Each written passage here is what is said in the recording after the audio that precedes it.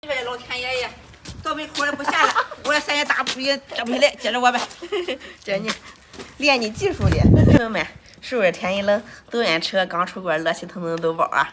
我记去年也是这时候，下完一场雨之后，天一冷，哎呀，老多朋友都要豆包。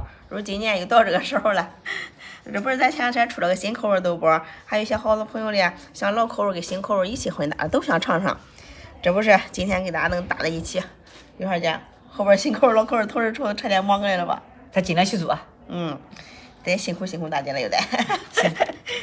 这不咱6种口味豆包给大家看一下。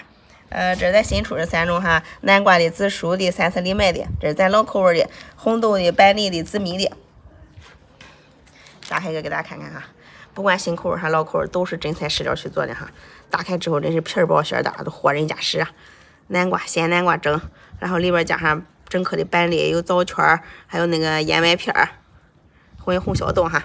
紫色的是紫薯的，也是用鲜紫薯去做的，里面有那个玉米粒儿、蔓越莓、葡萄干、红小豆，还有那个葡萄干，还有一个三色藜麦的。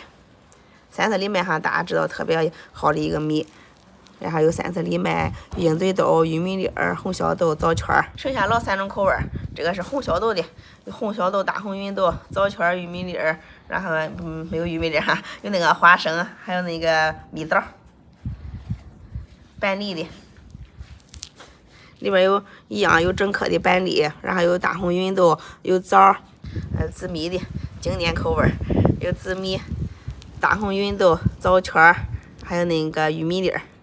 咱这豆包100克一个，到时候给大家发12个，都是独立真空包装的，因为没有添加剂、防腐剂这些。你收到之后冷冻储存，吃的时候打开袋子，凉水上锅，水开了蒸个18分钟就可以了。然后像咱代餐的呀，然后需要加这种粗粮、杂粮营养的哈，都可以吃这豆包。100克的话，一顿吃一个就可以了。